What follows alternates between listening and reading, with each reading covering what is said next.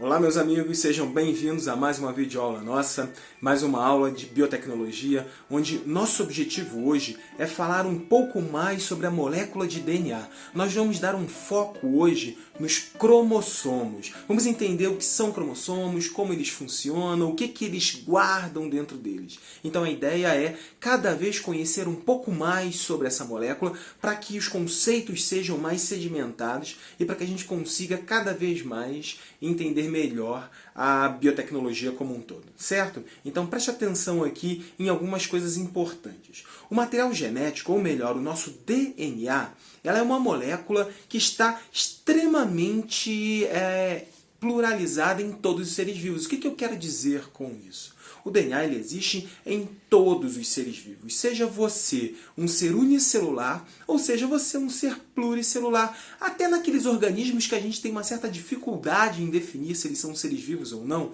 nós conseguimos encontrar, em alguns deles. Eu estou falando dos vírus, certo? Porque existem vírus de DNA, obviamente, mas também existem vírus de RNA. Então, quando eu falo de DNA, encontro ele em todos os seres vivos e em alguns vírus. Bom, o DNA, no caso de seres humanos, ele está no interior do núcleo dessas células, das nossas células. Bom, é por isso que nossas células são chamadas de células eucariontes. Se estivéssemos falando lá de seres, de organismos do reino Monera, de bactérias, nós estaríamos falando então de células procariontes, onde o DNA está realmente disperso no citoplasma. Mas esse não é o nosso foco de hoje. Nosso foco é conhecer as células, que são células eucariontes, e os cromossomos dessas células. Bom, esse DNA ele contém cerca de 3 bilhões de pares de base. É claro que é um número aproximado. E esses 3 bilhões de pares de bases não estão em uma fita só de DNA. Todo o DNA que eu possuo, em cada uma das minhas células, ele está dividido em cromossomos. É como se eu pegasse toda a minha fita de DNA e cortasse ela em muitos pedaços. E cada pedaço conterá um trecho desse meu DNA, certo? E lembrando que a função do DNA é conter, uma das funções do DNA, é conter informações que digam sobre mim, que falem sobre mim, que podem ser transcritas e traduzidas nas minhas características. Bom, nós possuímos 23 pares de cromossomos. Metade deles, 23 cromossomos, vieram de nossa mãe. E a outra metade dele, 23 cromossomos, vieram de nosso pai. Então, nossa mãe biológica contribuiu com metade dos cromossomos que nós temos. O nosso pai biológico contribuiu com a outra metade. 23 pares dão 46 cromossomos. Esses 46 cromossomos podem ser divididos em dois grupos. Aqueles que são conhecidos como autossomos e aqueles que são conhecidos como cromossomos sexuais. Bom, os cromossomos autossômicos, eles são cromossomos que têm uma relação direta com genes envolvidos em uma série de características que não dependem do meu gênero masculino ou do meu gênero feminino. Ou deixar eles de lado por enquanto. Dá uma olhada aqui nos cromossomos sexuais. Então, só relembrando, aqueles que são indivíduos masculinos, que nasceram indivíduos masculinos, biologicamente falando, eles têm 2 cromossomos diferentes. Ele tem um cromossomo X e um cromossomo Y. Um cromossomo X herdado de sua mãe e um cromossomo Y herdado de seu pai. Já as mulheres têm 2 cromossomos X, certo? Um cromossomo herdado de sua mãe e outro herdado de seu pai. Existem uma série de erros no processo de divisão celular que vão acarretar em erro no número de cromossomos sexuais. Existem diversos erros, XXY, XXX, enfim, existem várias síndromes que não é o nosso tema de hoje, mas que vale a pena, se você se interessa, vale a pena por aprofundar. Então, relembrando um nome aqui que é importante para a gente nesse momento, lembra que eu disse para vocês que nós somos constituídos 50% de nosso pai e 50% de nossa mãe. Então, os cromossomos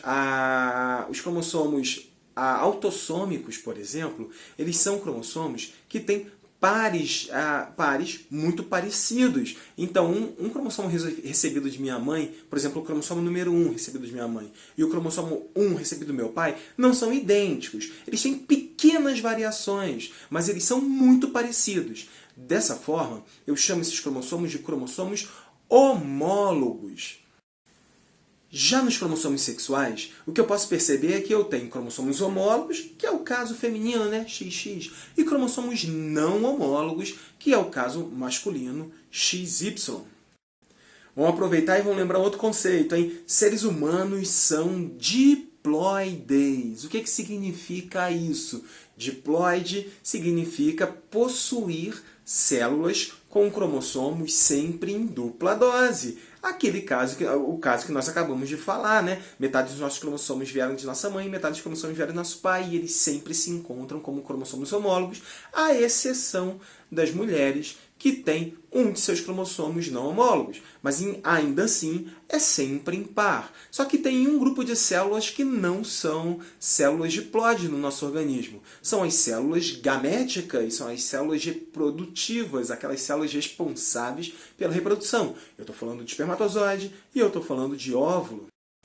Quando estudamos cromossomos, é possível perceber eles de duas formas diferentes. A primeira forma, é a forma que eu estou trazendo para a gente discutir aqui, é a forma condensada, é a forma preparada para dividir, ou preparada para um momento da divisão celular, seja numa meiose ou numa mitose. Então, nessa fase, você vai encontrar o cromossomo extremamente condensado, ou os cromossomos extremamente condensados, se movendo pela célula durante todo o processo de divisão. Lembra lá das fases da mitose? A prófase, metáfase, anáfase, telófase. Lembra? Lembra de todas elas? Então, legal. Em cada uma dessas fases, os cromossomos vão estar se movimentando e vão estar partindo para um dos polos da célula. Mas é possível vê-los. Na verdade, na menor parte da vida da célula, você consegue ver os cromossomos dessa forma.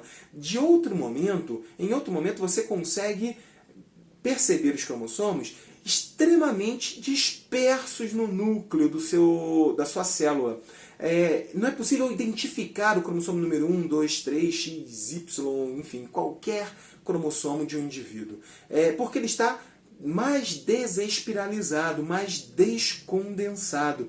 Esse momento é conhecido como G0, a primeira fase daquilo que é a maior parte da vida da célula, que é conhecido como intérfase, né? Em G0, a célula então está se preocupando em produzir suas proteínas, em crescer, em manter o seu metabolismo normal. Ok? Então, eu tenho aqui a possibilidade de vê-los condensados ou não condensados.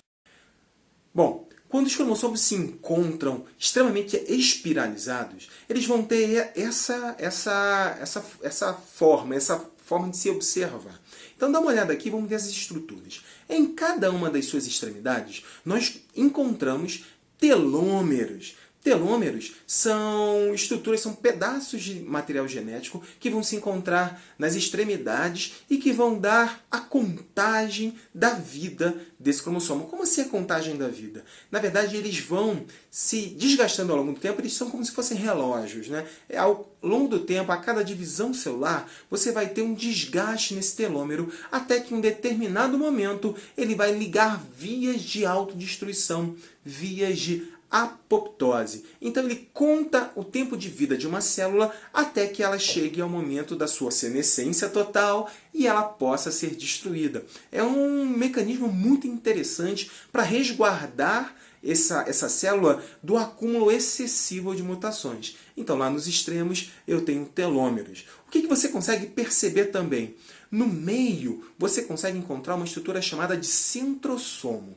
Bom, o centrossomo é um local onde as fibras de áster vão se prender durante a divisão celular, durante a metáfase, por exemplo, para que esse cromossomo seja levado para um dos extremos da célula durante a divisão celular. É também o local onde o cromossomo, onde uma cromátide irmã vai se prender a esse cromossomo, que é uma cópia literal desse mesmo cromossomo, que é feita na fase S da intérfase, durante a preparação para a divisão celular e durante a duplicação do material genético. Então, o centrossomo é uma região importante também. Então, você percebe também que existem algumas bandas faixas enegrecidas nesse meu cromossomo? Então essas bandas são percebidas sempre que eu coro o cromossomo com um corante chamado corante Ginza, certo? Essas faixas são sequências repetitivas AT. Então essas faixas são importantes porque cada cromossomo tem uma sequência de faixas diferentes e são utilizadas então para reconhecê-los. Mas uma característica importante sobre os cromossomos é que eles têm braços. Braços mais longos e braços mais curtos. O braço mais longo ele é conhecido pela letra Q. E o braço mais curto ele é conhecido pela letra P. E observe aqui ao lado desse nosso bonito cromossomo a sua cromátide irmã, que surge após a fase S, após a fase de síntese, de duplicação do material genético, no momento em que a gente tem a entrada para a divisão celular, a entrada da preparação para a divisão celular. Certo? Bom, os cromossomos podem ser classificados de acordo com a sua forma também, ou melhor, de acordo com a posição do centrômero. O centrômero ele pode se localizar no meio do cromossomo. E a gente está falando então de um cromossomo metacêntrico. Mas esse centrômero, caso ele se desloque um pouco mais para um dos braços, fazendo um braço curto, nesse caso, bem mais curto do que o outro braço, nós formamos um cromossomo que fica conhecido como submetacêntrico. Bom, esse centrômero pode se deslocar ainda mais em direção do braço curto, fazendo um braço extremamente curto. E aí nós estamos falando de um cromossomo acrocêntrico. E aí, o último tipo de cromossomo é quando o centrômero se encontra exatamente na região dos telômeros. E aí, esse cromossomo chama-se de telocêntrico. Bom, os cromossomos eles têm diferentes formas, estão sempre junto com seus homólogos, e aqui eu apresento para vocês um ideograma. Um ideograma é um mapa, uma observação dos cromossomos de um indivíduo. E aqui você pode perceber a diferença no tamanho deles, a diferença na forma deles, as diferenças nas bandas que cada cromossomo apresenta. Bom, e agora a gente precisa olhar um pouquinho mais para dentro desses cromossomos, que é a parte que mais nos interessa nesse momento.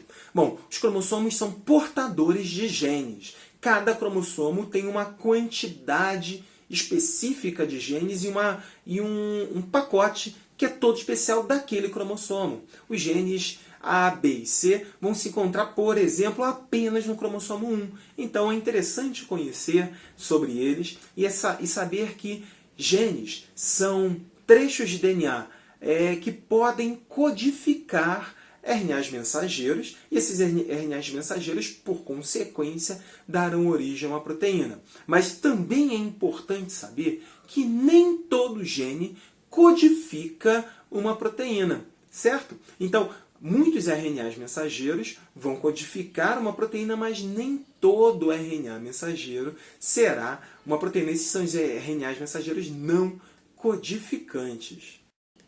Então, ao observar um gene, por exemplo, esse que eu estou apresentando para vocês, você encontra algumas partes importantes. Bem, você encontra uma região promotora, que ela está no início, antes do gene, propriamente dito, e ela vai ser importante para promover, para iniciar o processo de tradução, ou melhor, de transcrição desse gene. E aí você encontra, como nós já conversamos, regiões chamadas de introns e regiões chamadas de exons. Lembra lá? Durante o processo chamado de splicing, os introns são retirados e os exons são aproveitados para formar o RNA mensageiro final, maturado, pronto para ser traduzido pelos ribossomos lá no nosso citoplasma. Então, essas são as principais 3 características desse meu gene: promotor, intron e exon. Bom, certamente você já viu em revista, em artigo, ou em um livro didático, ou algum professor seu já falou sobre cromossomos através de suas siglas, né? Então, vou pegar qualquer um, vou pegar um exemplo qualquer aqui, por exemplo, o cromossomo 4p3.15. No 4p3.15, nós temos algumas informações muito importantes. Bom, o número 4 identifica o número do cromossomo que eu estou falando. Eu estou falando do cromossomo 4. Quando eu coloco a letra P, eu estou me referindo aos braços do cromossomo. O braço longo ou o braço curto. Lembra lá, o braço P é o braço curto.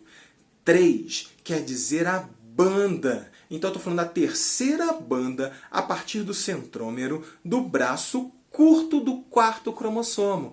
E esse 15, que vem logo depois do ponto? Bom, esse 15 é a subbanda. Então, o gene em questão que eu estou procurando, ele encontra-se no cromossomo 4, no seu braço curto, ou seja, braço P, na banda 3, na subbanda 15. Dessa forma, a gente consegue localizar precisamente onde cada um dos genes que merecem ser estudados naquele momento por você se encontram. Desta forma, nós vamos precisar, sempre que analisar esses genes nos cromossomos, ficar atentos a cromossomo, braço curto ou longo, banda e subbanda. Bom, pessoal, nesse momento a gente encerra a nossa discussão. Vamos fazer as nossas leituras que são importantes. É importante que você já relembre alguns conceitos, caso esses conceitos falados durante a aula não estejam firmes. E a gente continua a nossa discussão no próximo encontro. Um grande abraço, até a próxima. Tchau, tchau.